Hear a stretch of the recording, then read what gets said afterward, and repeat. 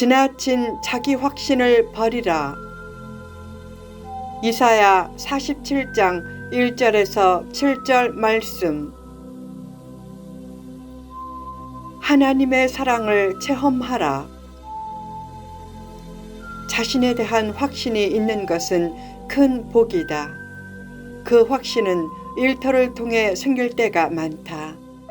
성경에 나오는 가장 확신에 찬 인물 중 하나인 다윗은 목동 일을 통해 자신감을 얻었다. 맹수로부터 양을 보호하면서 자신감을 배양함으로 일터에서 승리했기에 골리앗을 보고도 과거에 곰과 사자를 물리쳤을 때를 생각하며 싸움을 자원할 수 있었다. 일터는 자기 확신을 배양시키는 좋은 활동 무대다. 일터에서 배우고 성장하고 맡은 일을 잘 성취해내라. 자기 확신과 존중은 복권에 당첨되어 해변에서 쉴 때가 아닌 의미 있는 노동을 추구할 때 생긴다. 그처럼 열심히 일해서 자기 확신을 가지는 것은 좋지만 지나친 자기 확신은 금물이다. 또한 일에 너무 매달리거나 일하지 않으면 불안하다는 강박관념으로 쉼 없이 일하면 그때부터는 일터가 축복의 원천이 아닌 불행의 원천이 된다. 일에 빠져 신앙과 가정과 영혼을 희생하지 말라. 쉼 없는 노동은 마약 중독이나 알코올 중독과 같은 일 중독이다. 왜 일 중독자들이 쉼 없이 일하면서 인생을 망치는가? 욕심 때문이다. 어떤 일 중독자는 자신이 남보다 더 일을 사랑할 뿐이라고 말하면서 일 중독이 단순히 기질의 문제라고 하지만 일 중독을 충동하는 힘은 대개 개인의 욕심과 불안이다. 예외도 있지만 일 중독자는 대개 자존감이 낮고 남의 인정을 갈망한다. 그에게는 내면 깊은 곳에 어떤 상실감이 있다. 그 느낌이 싫어서 자신이 승자이고 특별한 존재임을 증명하려고 애쓴다. 그러다가 건강, 결혼, 가족, 자녀, 심지어는 영혼까지 희생시키기도 한다. 그는 자신이 높아지고 부유해지면 존경받고 만족할 것이라고 믿는다.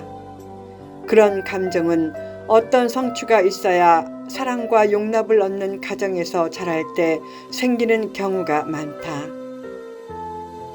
사랑이 결핍된 채 무자비하고 지나친 경쟁으로 남을 이기도록 압박받으면 남의 인정을 받으려고 일 중독자가 되어 투쟁하듯이 살게 된다.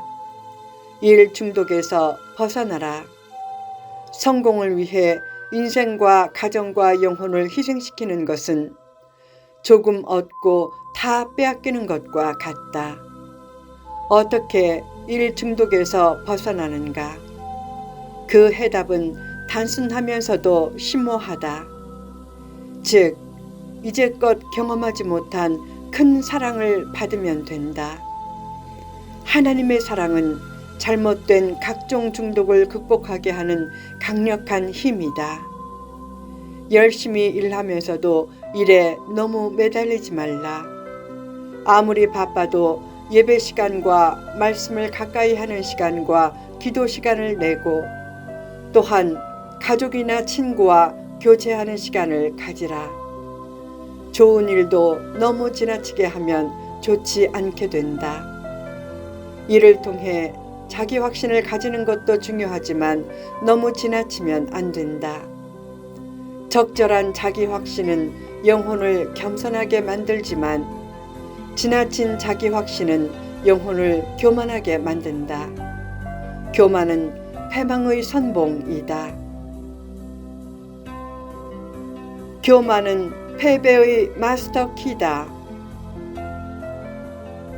당시 바벨론 성은 난공불락의 성으로서 타국에 의해 한 번도 짓밟히지 않았기에 처녀 딸로 표현되었다. 그렇게 찬란했던 바벨론이 티끌에 앉게 된다. 또한 그들의 보좌가 없어져 다시는 곱고 아름답다고 일컬어지지 않는다. 바벨론의 찬란함과 아름다움과 영광이 다 사라진다는 말씀이다. 하나님은 교만했던 바벨론을 수치스럽게 하신다. 그런 결말과 이스라엘의 구원을 환상 중에 보면서 이사야는 하나님의 크신 은혜로 인해 감탄하고 찬송했다. 그런 구원과 축복의 약속은 지금도 여전히 유효하다. 현재의 모습이 부족해도 하나님의 은혜와 사랑을 받으면 점차 성숙해지고 나를 통해 하나님이 기대하시는 모습이 나타난다.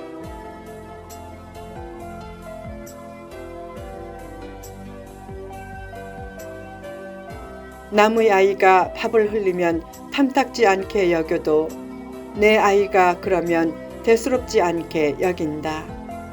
식당에서 남의 아이가 떠들고 뛰어다니면 버릇 못되게 들었네 라고 하지만 내 아이가 그러면 얘가 평소에는 착해요 라고 한다. 똑같이 행동해도 남의 아이는 율법으로 보니까 허물이 보이고 내 아이는 사랑으로 보니까 허물이 덮인다. 신기한 일은 허물을 덮어주는 부모의 사랑을 통해 아이가 맘대로 하는 태도를 버리면서 점차 겸손해진다. 겸손은 성숙의 표식이고 교만은 미성숙의 표식이다. 교만은 고난을 부르고 곧 패망을 낳는다. 교만하면 자기 힘을 의지하다가 힘을 잃고 겸손하면 하나님의 힘을 의지해서 힘을 얻는다. 영성이나 승리를 자랑하지 말라. 여리고성의 승리로 인한 자만이 아이성의 패배를 불렀다. 오병이어의 놀라운 기적 직후에 예수님의 제자들은 풍랑으로 죽을 뻔했다. 섰다 하면 넘어진다. 하나님은 다 사랑해도 다 가까이 하지는 않으신다. 특히 교만한 사람은 멀리 하신다. 교만은 전적인 패배를 초래하는 패배의 마스터키다.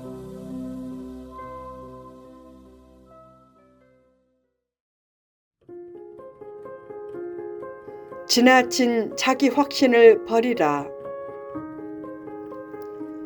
하나님의 놀라운 구원의 섭리를 찬양한 후 이사야는 다시 바벨론이 멸망할 때의 모습에 대해 언급했다.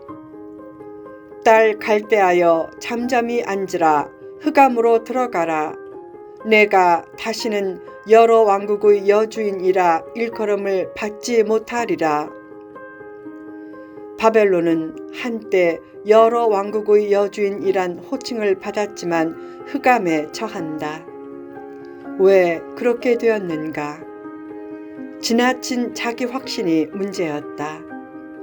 바벨론은 교만하게도 하나님의 진노로 포로가 된 이스라엘을 긍휼히 여기지 않고 늙은이들을 학대했다. 왜 그런 교만한 태도가 생겼는가? 바벨론은 난공불락의 성과 많은 재물과 군사만 믿고 마치 여주인처럼 그들의 시대가 영원할 것으로 착각했기 때문이다. 즉 하나님의 뜻을 따라 잠시 쓰임받은 존재라는 사실과 사람은 죽을 수밖에 없는 존재라는 사실을 망각한 것이 문제였다. 자기 확신을 가지는 것은 필요하다. 자존심이 너무 강해도 문제지만 자존감이 너무 없어도 문제다. 자존감이 없으면 사소한 일로도 자존심이 쉽게 상하게 된다. 자신에 대한 하나님의 사랑과 은혜를 생각하고 하나님 안에서 새로운 자아를 찾아내어 거룩한 자존심을 회복하라. 자기 확신이 생기면 남을 용납하는 마음도 생기면서 가는 곳마다 화합하는 존재가 된다. 그처럼 자기를 믿어주는 자기 확신은 필요하지만 그것도 지나치면 안 된다. 역사를 보면 지나친 자기 확신은 폭력적인 모습을 보일 때가 많았다. 자기 확신이 지나치면 남의 생각을 인정하지 않고 남의 말에 귀를 기울이지 않기에 남에게는 폭력적이게 될 수 있다. 자신도 얼마든지 잘못될 수 있음을 인정하고 지나친 자기 확신을 버리라. 왜 기도하는가? 많은 사람들이 간구하는 기도의 중요한 목적 중 하나는 자신을 버릴 수 있는 힘을 얻기 위한 것이다.